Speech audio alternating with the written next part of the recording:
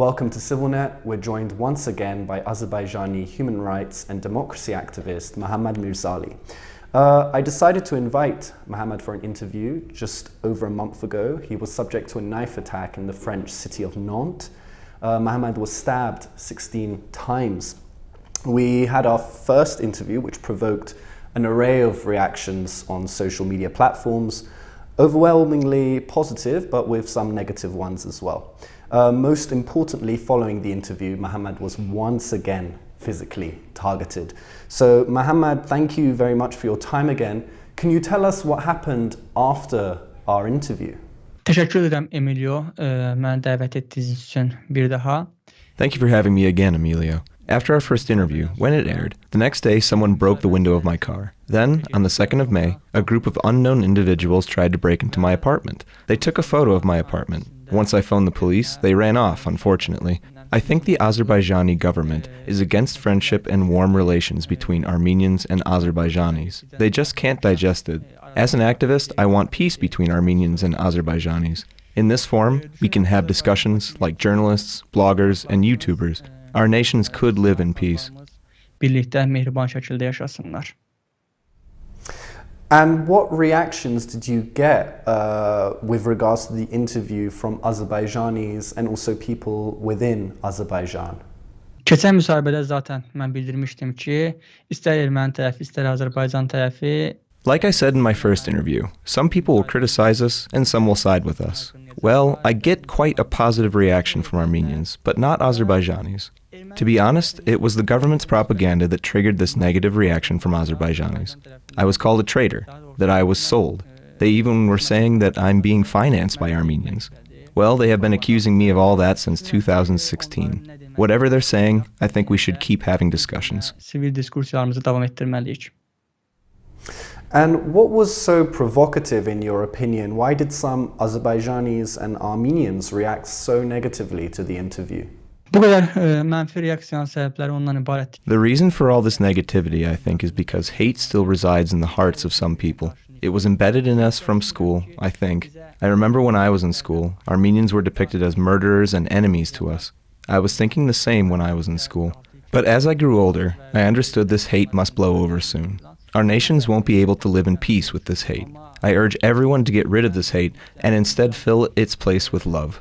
No mother or father from both sides would want their children to fight a meaningless war and die for it. I'm calling on parents from Armenia and Azerbaijan.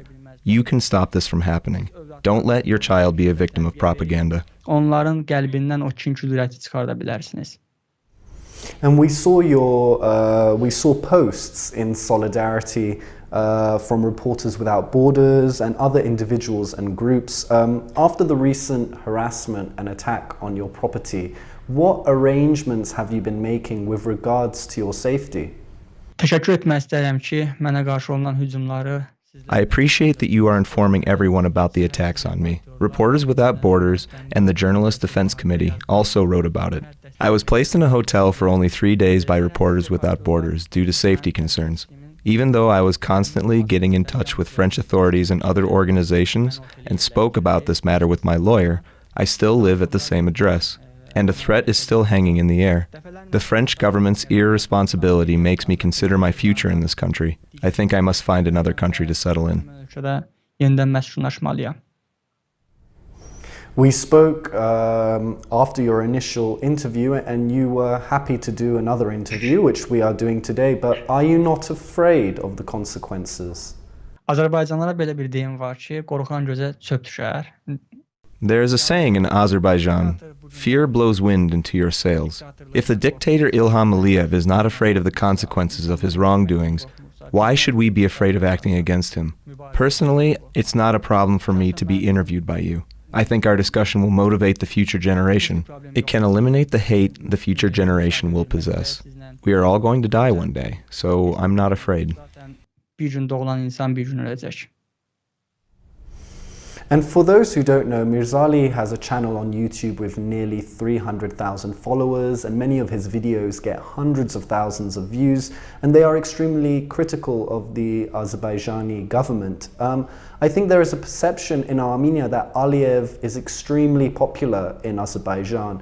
But what would you say to Armenians regarding the reality, the political realities on the ground in Azerbaijan? İlham Əliyevin bu günlərin reyting kazanması yalnız onun diktator dostu. Ilham Aliyev's popularity today is related to a dictator, and whom he refers to as a brother, Recep Tayyip Erdogan, and of course the Russian President Putin. Let me tell something to Armenians. For instance, before the rise of gas prices in Azerbaijan, Ilham Aliyev invited Erdogan to Jidir Düzü, where they celebrated together. This was his tactic to restore his popularity after the war was long over. Once Erdogan went back to Turkey, the gas prices went up. Those with brains won't buy this propaganda. When people want to protest, they're arranging concerts in Shusha, saying, "Why do you want to protest? It's not a big deal. The gas prices went slightly up.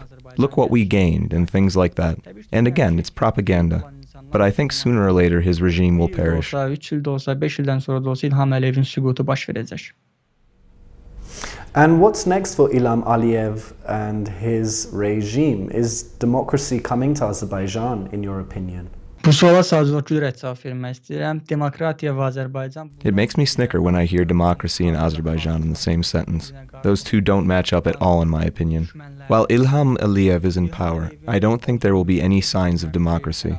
Of course he will trick Europe in any way he can, claiming that Azerbaijan is a democratic country. He can pardon some political prisoners or Armenian captives, but these are all just his games. Düşünmürəm ki, İlham Əliyevin hakimiyyət dövründə hər hansısa bir demokratik bir islahat aparılsın. And finally, despite losing the Second Karabakh War, in the 2021 Armenian snap parliamentary elections, Pashinyan was elected once again. I'm wondering what you thought about this. What was your opinion on this? Ermənistan xalqı görür ki, yəni Rusun tərkibində heç zaman irəli getmək olmaz. I think Armenians understand that there's no future under Russia, by no means. Well, it's my personal opinion. I might be wrong. They see the situation in Azerbaijan.